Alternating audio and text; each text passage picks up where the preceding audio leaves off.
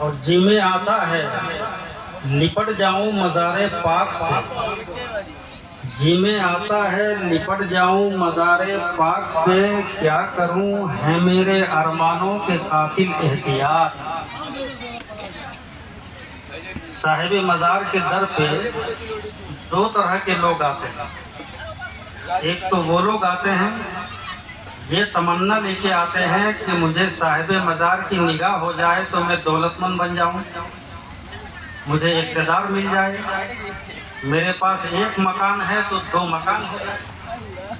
تو ایسے لوگ دنیا ہی کو سب کچھ سمجھتا ہے، مگر کچھ لوگ وہ آتے ہیں جو یہ سوچ کے آتے ہیں کہ صاحب مزار کی ایک نگاہ ہو جائے تو مجھے عقیدے کی اصلاح، ایمان کی پختگی، مسلک کے تسلق، فکر کی طہارت، احساس کی پاکیزگی، دل و دماغ کی تنویر، تزکیہ نفس، روح کی بالغ خصوصیت کے ساتھ میرے عقیدے کی اصلاح ہو جائے۔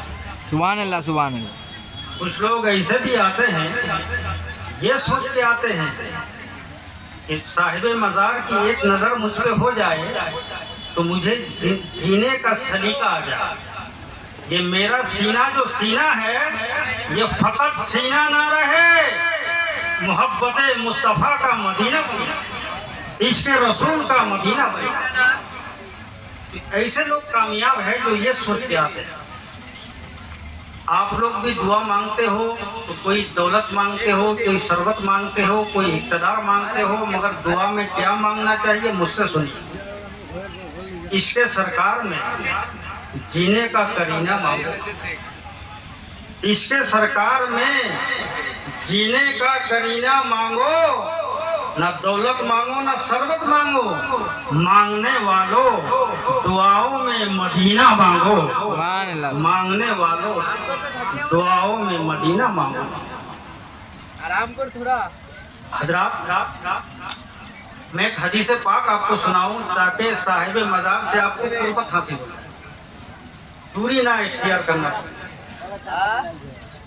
جب بچہ سکم مادر میں ہوتا ہے تو 40 دن تک وہ نطفہ کی شکل میں ہوتا ہے، دم مسفوظ، پھر 40 دن کے بعد وہ علقہ کی شکل میں ہوتا ہے۔ علقہ جوب کو کہا جاتا ہے، انگلش میں ریش کو بولتے ہیں۔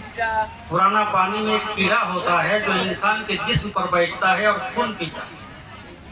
پھر 40 دن کے بعد 40 دنا 80، 40 دیا 120، 120 دن کے بعد وہ مدغہ کی شکل میں ہوتا ہے، مدغہ گوشت کی شکل میں۔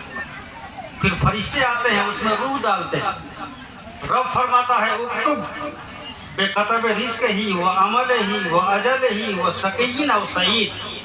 اے فرشتے اس کے تقدیر میں تو لکھ دے کہ یہ امیر بنے گا یا غریب بنے گا، فرشتے اس کے تقدیر میں تو لکھ دے کہ یہ اچھا عمل والا بنے گا یا بدعمالی کا شکار ہوگا، فرشتے اس کے تقدیر کے دفتر میں لکھ دے کہ یہ 40 دن کے بعد مرے گا، 20 دن کے بعد مرے گا۔